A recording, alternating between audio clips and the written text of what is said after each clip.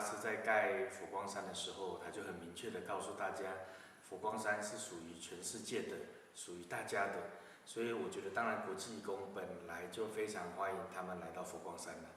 大师对佛光山的理念就是，我们所有这个善美的、人要的、净化的、佛说的这些东西都要供养给十方。所以我觉得这个不是我们提供一个地方给国际义工，而是让所有的国际义工回到一个他们本来就属于自己的一个家的概念。OK， 那第二个问题是什么时候开始有这样子的一个企划还是专案？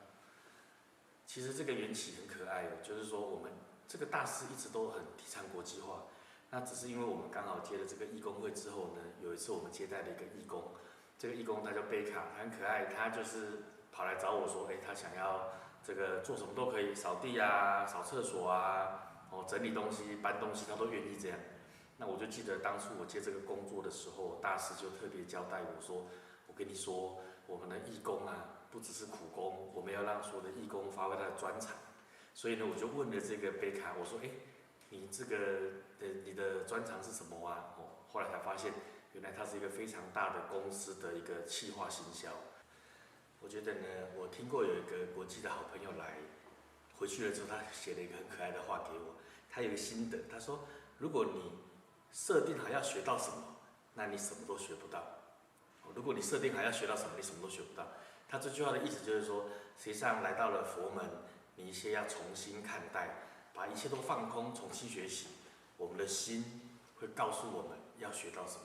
当然，用佛教的角度，也有一个反过来的看法，我觉得一样是正确的答案，就是当你准备好了要学习了之后，你看到什么东西都能够有所学习。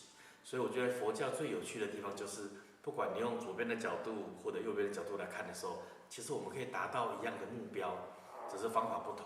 所以回归到这个问题，到底国际义工怎么样来这边有学习得到安住呢？第一个，我觉得要有开放的心胸；第二个呢，我觉得要把自己准备好。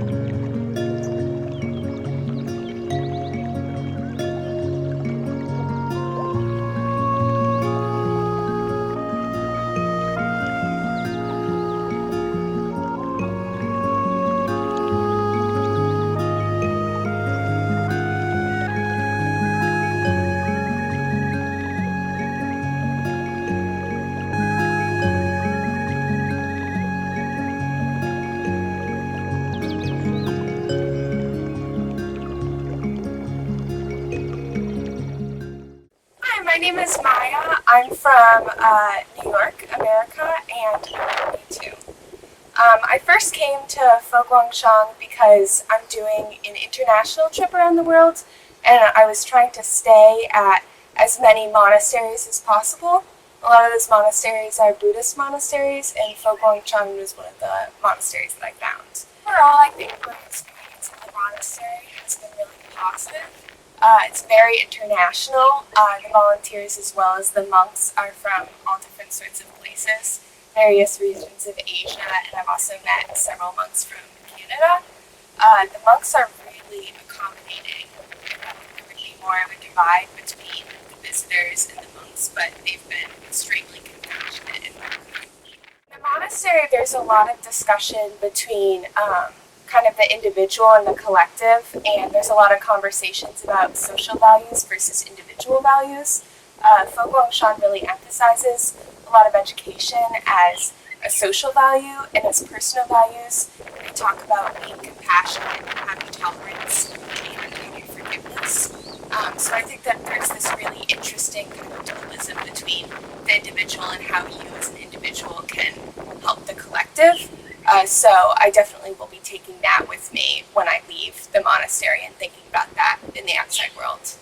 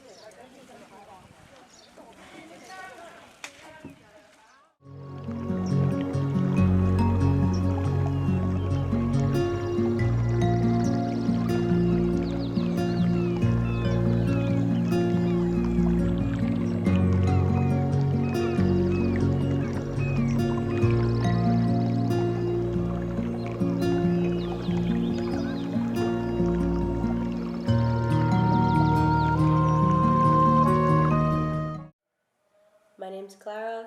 I'm 23 this year, and I come from the United States. I chose to come to Guang Shan because I was looking for an experience away from home, somewhere to practice my Chinese. So I feel like this place is really good in that way, and that you have a community, and you have people that you can interact with. I also was looking for a bit of structure that really appealed to me. I was picturing, a monastery life where you wake up at 5 a.m. and every hour of your day you have planned out ahead of you. It's less of that than I expected. It's there. The structure is there if you push yourself into it. I don't know. I've met and interacted with a lot of different monks and nuns, and all of them have had this beautiful, peaceful wisdom in entirely different and individual ways. The monk that we're currently working with now, Hui Yi Shifu, who is kind of in charge of our schedule and our work, he is just so approachable and easy to talk to and easy to ask questions, and so happy to show us things and share culture and philosophy with us. I feel like I've learned so much just by walking with him. And so I really look forward to going to my next work away and applying these things that I've learned.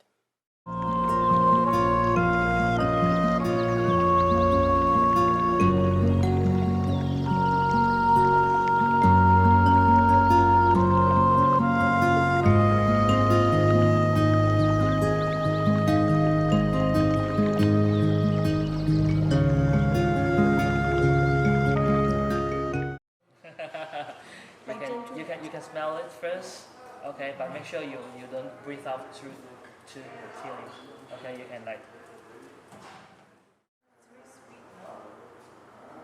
and you can feel the greenish of the leaf that is still very fresh.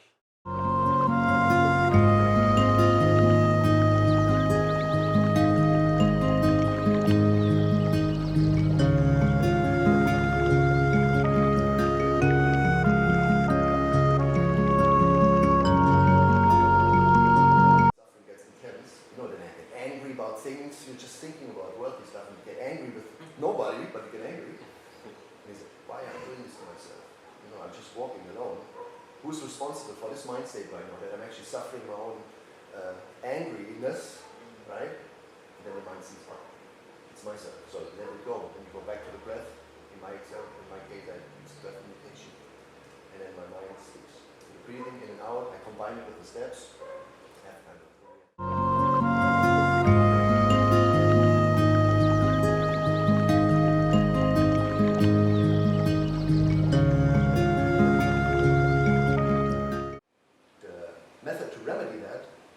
Cannot tell yourself, I'm not thinking now.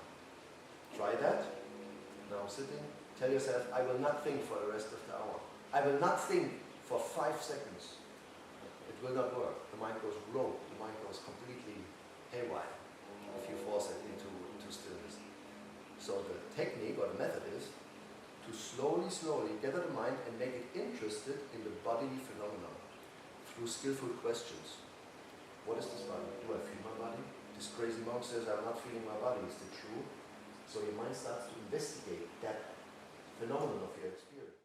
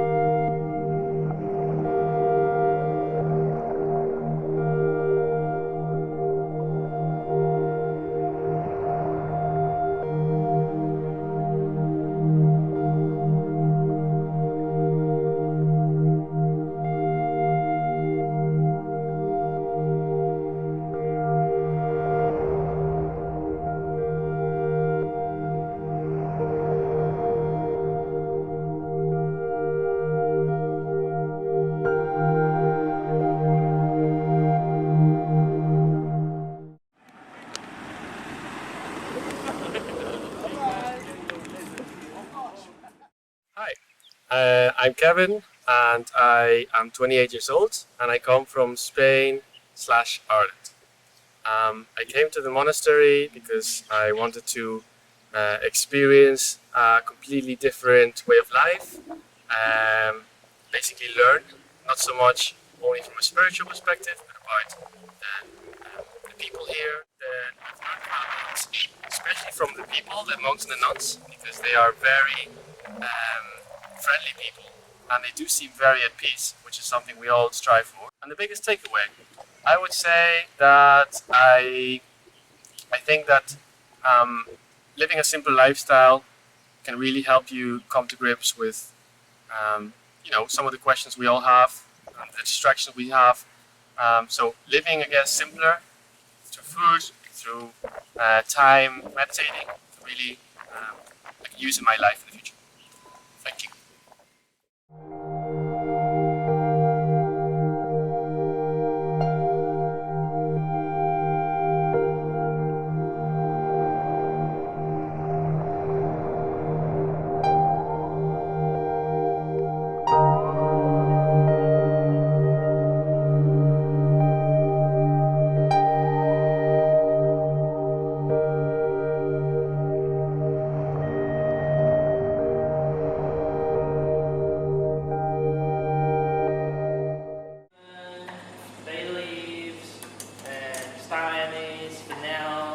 It depends. It's like five spices.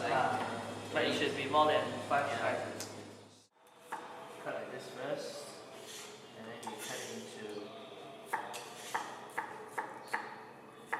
In Chinese cuisine, the braise is like you are cooking something with the spices for a long time. It's crazy. It's insanely good.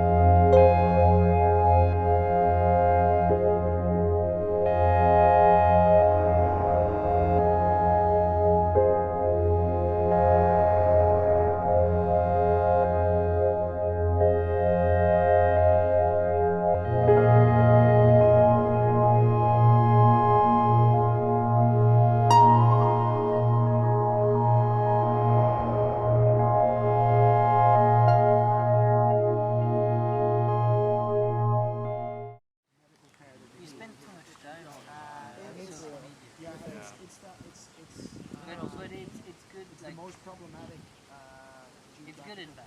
that must be really annoying for My name is Nathan. I'm 40 years old, from France. I thought I would use those teachings in my everyday life as a reserved person outside of society because it's easier not to interact with people and really to focus only on your meditation and your thoughts. But in fact, so that experience was really fulfilling to me. It was really what I was expecting during that trip. It was to change my point of view about Eastern philosophies because I've read it, but I've never experienced it in my everyday life. And here I could do so. And when I'll be home, I think I will try to practice some of the teachings because I'm not a Buddhist. I'm interested, I understand it, and I experienced it a little bit. So I would like to do that in my everyday life while interacting with people. So it's a big change for me because I thought I would just live outside from society. So it's a new set of mind for me. I'm going to try to do that, and I think it will benefit me a lot.